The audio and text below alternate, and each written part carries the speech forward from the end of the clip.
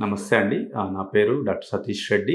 Consultant clinical and interventional pulmonologist at Care hospital హైటెక్ city. Asthma అంటే మనం రొటీన్‌గానే ఉబ్బసం గూడా అంటారు తెలుగులో. మనకు చాలామంది పిల్లి కూతలొస్తున్నాయని మన దగ్గరకొస్తుంటారు. జనరల్‌గా ఆస్తమా సింప్టమ్స్ ఎలా ఉంటదంటే ఇదొక క్రానిక్ డిసీజ్ అండి. ఇది మనకు దీన్ని క్రానిక్ డిసీజ్ అంటాము. ఎవరైతే పిల్లి కూతలతో రావడం గానీ, ఆయాసం రావడం గానీ, ఛాతీ పట్టేసినట్టు అవ్వడం గానీ, దగ్గు రావడం గానీ ఇది వెరీ కామన్ సింప్టమ్స్.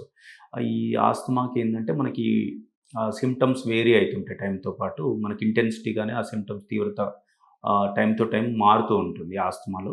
జనరల్‌గా కొంతమందికి ఫ్యామిలీ హిస్టరీ ఉండడం గాని, లేదంటే అలర్జిక్ హిస్టరీ అటోపీ అంటాం. అలర్జిక్ హిస్టరీ ఉండడం ద్వారా గాని మనకి ఈ ఆస్తమా ముందు సస్పెక్ట్ చేస్తాం. మళ్ళీ మనం దీన్ని ఎలా కన్ఫర్మ్ చేస్తామంటే మనకి సింప్టమ్స్ బట్టి లేదంటే మనకు స్పైరోమెట్రీ అంటే స్పైరోమెట్రీలో రివర్సిబిలిటీ చూసుకొని మనం ఆస్తమాని 100% కన్ఫర్మ్‌గా డయాగ్నోసిస్ చేస్తాం. కొద్ది మందిలో స్పైరోమెట్రీ చేయలేని వాళ్ళలో మనకు పీక్ ఫ్లో మీటర్ అని సింప్టమ్స్ చూసుకొని మనం ఆస్తమాని డయాగ్నోసిస్ చేస్తాం. ఆస్తమాలో కూడా చాలా టైప్స్ ఉంటాయి. Allergic, non allergic, cough variant asthma అని ఇలా చాలా టైప్స్ ఉంటాయి. ఆస్తమా అసోసియేటెడ్ కోమార్బిడిటీస్ కూడా ఉంటాయి. ఆస్తమాకి కామన్ ట్రీట్మెంట్ వచ్చేసి మనకి ఇన్హేలర్స్ అంటాం. ఇన్హేల్డ్ కార్టికోస్టెరాయిడ్స్ ఈస్ ద మనకు main stay of the treatment. మనకి ఇన్హేల్డ్ కార్టికోస్టెరాయిడ్స్ కూడా చాలా ఉంటాయి. అది డాక్టర్ ప్రిఫరెన్స్‌లో స్టార్ట్ చేస్తారు. అంటే మనం ఫస్ట్ ఇనిషియల్‌గా ఏం చేస్తామంటే పేషెంట్ వచ్చినప్పుడు ఆ స్పైరోమెట్రీ పేషెంట్ తీవ్రతను బట్టి, ఆ సింప్టమ్స్ తీవ్రతను బట్టి మనం ఇన్హేలర్ డోస్ స్టార్ట్ చేస్తాం. ఫాలోఅప్‌లో చూసుకొని మన ఇన్హేలర్ డోస్‌ని క్రమక్రమంగా తగ్గించుకుంటా వస్తాము. తగ్గించుకుంటా వచ్చి మనం లాస్ట్‌కి ఎస్ఓఎస్ బేస్ అంటే అవసరం ఉంటే వాడేంత లోయెస్ట్ లెవెల్ కూడా తీసుకురావచ్చు. అందరూ చాలామంది ఏమనుకుంటారంటే ఒకసారి ఇన్హేలర్ అనగానే అది స్టార్ట్ చేస్తే లైఫ్ లాంగ్ వాడాలి.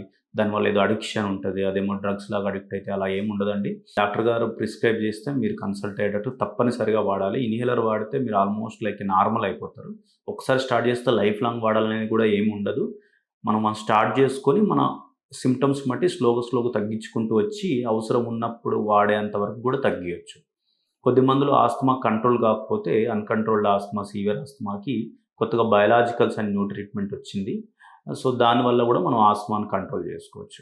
ఈ వర్షాకాలంలో ఎందుకు ఆస్తమా పెరగొచ్చు అంటే ఆల్రెడీ ఈ వెదర్ చల్లగా ఉండడం వల్ల గానీ, లేదంటే ఈ వర్షం వల్ల ఫంగస్ గానీ, ఆ పోలెన్స్ వల్ల గానీ, లేదంటే కొద్దిమంది ఈ బయటికెళ్ళినప్పుడు ఆ కూల్ బ్రీజ్ వల్ల గానీ మనకి ఆస్త్మా సింప్టమ్స్ ఎగ్జాసెర్బేట్ అయ్యే ఛాన్స్ ఉంది. లేదంటే మనం చాలామంది వర్షాకాలంలో ఆ ఫంగస్ మనకు గ్రోత్ అయితుంటది. అది ఇన్హేల్ చేసుకోవడం ద్వారా గానీ మనకి ఆస్త్మా అగ్రవేట్ అయ్యే ఛాన్స్ ఉంటది. ఎవరైతే రొటీన్ ఇన్హేలర్స్ మీద ఉన్నారో వాళ్ళు రొటీన్‌గా ఇన్హేలర్స్ వాడడం ద్వారా గానీ, కూల్ బ్రీజ్‌ని లేదంటే క్రౌడీ ప్లేసెస్‌ని అవాయిడ్ చేయడం ద్వారా గానీ, ఈ వర్షాకాలంలో వైరల్ ఇన్ఫెక్షన్స్ కూడా సాధారణంగా వస్తుంటాయి. సో, వాళ్ళకి ఆస్త్మా ఉన్న వాళ్ళకి ఎగ్జాసెర్బేషన్ వచ్చే ఛాన్స్ ఎక్కువ ఉంటుంది.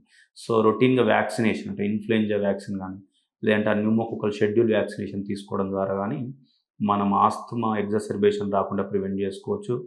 హాస్పిటలైజేషన్ గాకుండా ప్రివెంట్ జేసుకోవచ్చు. ఒకవేళ వచ్చినా గూడా తీవ్రత తక్కువ ఉండేలాగా ప్రివెంట్ జేసుకోవచ్చు. మీరు తీసుకునే అదే మందులు, అదే నాణ్యమైన మందులు.